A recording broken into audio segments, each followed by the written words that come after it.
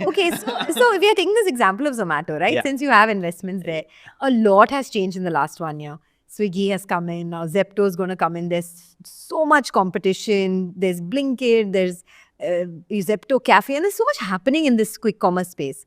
Do you think it's saturated or is there more to go? No, Zomato is only at 6,500 crores GMV. There is Blinkit, and Zomato itself will do around 40,000 crores GMV this year. So, Zomato. So there are two businesses, right, in Zomato. One is Blinkit, and Blinkit is growing at 25% odd. I think this is start. Flipkart and Amazon do around 1.5 lakh crores. Flipkart and about 1.8 lakh crores. Amazon. So about. And then you have Reliance Retail. So India's retail space, Sonia, is around 60 lakh crores. Blinkit is not even 1% of India's retail space, and it's a habit. My wife orders Blinkit probably 3 times a day. Same. And if she orders from Zepto, it's very wasting money. But And if they say 5 minutes and it comes in 10 minutes, then I'm disappointed. That's how used to it I am. But like, what do you do? And this is a trend. It has disrupted a lot of different. So we want disruptors. We want market leaders and disruptors. Now, can we lose money? Of course, we can lose money in Zomato also. But you want to be with the best guys. See, we have 25 guys. We lose money in some, make money in some. The whole game is that when you're making, how large do you make? And when you're losing, how small do you lose? As a loss making, Swiggy does 600 crores of losses. Size is 40% lower than Zomato. Then it gets 1 lakh crore market cap. So broadly, mentally, that if things go bad, if there are losses again, etc., things can go bad in Zomato. But is there enough space? Is the pie big enough and growing enough for everyone to thrive? See, everyone will not thrive in India. As I said, this Swiggy is losing market share from Zomato. See, we track market share. This quarter also, if you see, Swiggy's growth is 28%. Same quarter, Zomato is growing at around 68%. So, like Shoppers Stop used to grow at 4%. Same quarter, Trent would grow at 50%. You want to be with every quarter, you come to know who's the best performing guy in every, like Polycab. A part of our portfolio, we might be seller, buyers, we keep going up and down. So, these are not recommendations at all. But Polycab, every quarter, used to grow faster than RR Kabil, KEI, Havells.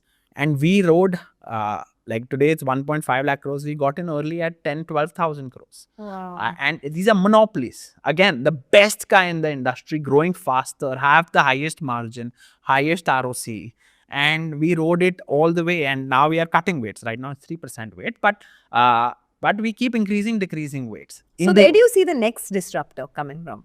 The next disruptor will come to know every quarter, like Sting in Varun Beverages. I'll just give you an example. He came with India's entire energy drink market was 1,000 crores.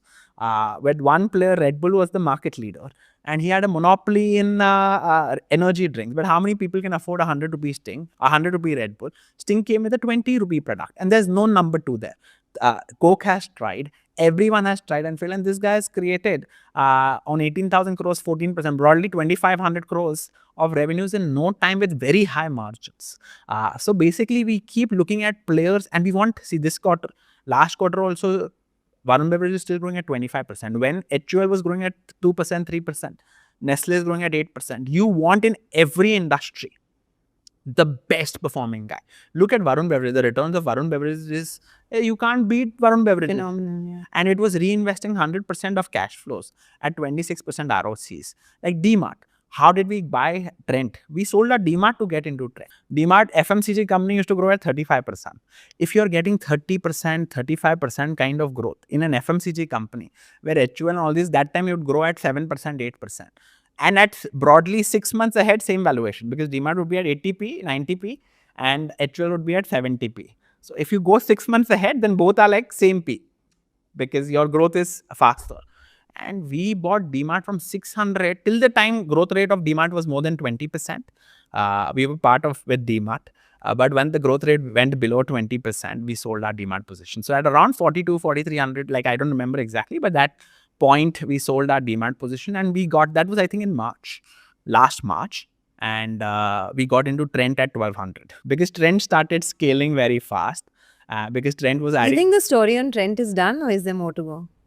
See, that we'll come to know this quarter. Last quarter growth was 39%. So we've got frameworks of selling also. So I said there are 4 decisions: what to buy, when to buy, how much to buy, when to sell. We've already cut our weights in Trent. Trent used to be 8% of our portfolio. Right now, it's around 4.5%, 5% of our portfolio. But because last quarter was a disappointment, the growth fell from 56% to 39%. But that's also because overall consumer growth has fallen, right?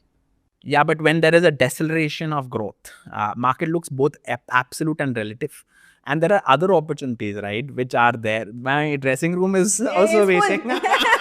My dressing room is waiting. You tell me your stocks in your dressing room. I don't want to know the main players who are Dressing batting room. right now. See, dressing room, if you think about it, there are so many players. I don't want to name them because we actually built now 3-digit size positions in every new stock that we are adding. We bought right now, but a monopoly in lab. No, we bought lab made. It was there on the block deal, so that's why I'm saying it. So we bought a lab made diamond certification company like IGI. We bought first day for sure. Hopefully it grows at 30% plus, because 65% of global market share of lab made diamonds. So in India broadly, I tell you, in lab made diamonds also, what you want is a large TAM, large total addressable market, and a player. See, in every industry, few players will become the entire profit. This happens in every mature industry. You want to do the same in a new industry. If you get it right, you make a lot of money. If you get it wrong, you lose some money and move out. But you've got 25 players. Some players you'll make money and some players you'll lose money. But lab made diamond, it's a new industry. No one knows exactly how large this industry will get. But I've told my wife that no more. After 1 year of me trying to convince her, she now finally agreed that she will not buy diamonds. I said, buy gold, don't buy diamonds. Please buy only lab made diamonds. But now I am seeing that trend. I go to a lot of places. Now girls are now ready to buy lab made diamonds. They also started understanding that it's a waste of time. They can rather give money to me than buying. I agree. But I've never been a fan of diamonds. They just have no resale values. There's no point. I'm Sindhi. Just think about it. I have my wife and my mom. So Sindhis are very blinky. But coming back. This was a certification company. There are only 2 in the world. GIA, who didn't enter the lab made diamond category. And the world does. So IGI is around 65% market share of lab made diamond certificates. In the world, there are 3.3 crore carats of diamonds that get sold. 3.3 crore carats of diamonds get sold every year. About 65 lakh diamonds is right now. Number of carats, 65 lakh carats is the size of lab made diamond. About 60% of American market has already 65%, 70% of American market has already shifted to lab made. But the same has not happened in India. It's only 1% penetration right now. If India lab made penetration rises, IGI is a free cash flow machine, and we bought it at around 20,000 crores market cap. And what is it today? It is at 25,000 crores. In the last 2 weeks only it got listed. So we bought first day first. We bought at 505. We bought about 3 million shares. We have 4 million right now, but whatever, we might be sellers, buyers. But you're saying that the runway is large. I think the runway is large, but we can upsize and downsize positions all the time. So I'm not saying we were maybe sellers today also. Who knows? Yeah. We have multiple models at play, but I'm just giving an example what you want is a global play, like monopoly, and then you want high growth, like lab made diamond for last 3 years for them, certification growing at 60%. And certification business, you're getting $20 for every certificate.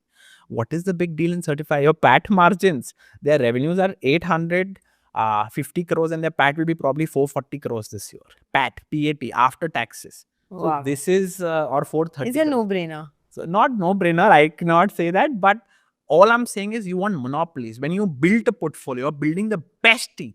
If lab made diamond does well, if QSR does well, I know Blinkit will or Zomato will do well. If wires and cables for power sector, I had one guy but different stocks have had different kind of, like PG we sold out at 250. We got it at 250, we sold out at 620. But sometimes mistakes happen in your selling frameworks also. But the whole thing is that you're continuously learning. See, Policy Bazaar is also up after we sold. We sold at 1800. We were selling in multiple times. So whenever you're making decisions, you're thinking risk reward and making decisions. Not all your decisions go right, but you're just trying to build a process. Like whenever someone comes with a QIP, That's one of our selling rules. That Oh, really? yeah, that why is most QIPs are followed by underperformance. Most. Okay. And if the So that's site, like a red flag. that's a red flag. So we've got selling frameworks also. Okay. Like buying is a framework.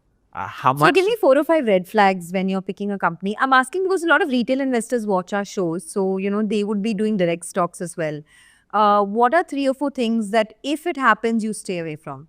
No, first thing is what we stay away Any from corporate while buying. governance issues? Yeah, corporate governance, of course. See, if I fundamentally think that most people should, like retail has a massive advantage if you're ready to work as hard as your fund manager is, or like if you're going to work 2 hours a day or 3 hours a week and all this kind, I think it's fundamentally tougher to beat someone who's been working 12 hours a day, 14 hours a day, and continuously and creating frameworks, tracking. It's very tough. So you need, this is what I can be wrong, but I say that invests, you should do your own investing. You'll beat me also. Not nothing that I cannot be beating or something like that. But for that, you'll have to work hard. And if you are willing to put that kind of hard work, you'll have to work 8 hours will not do anything. If you're going to work 40 hours a week, then it'll be very mediocre in life.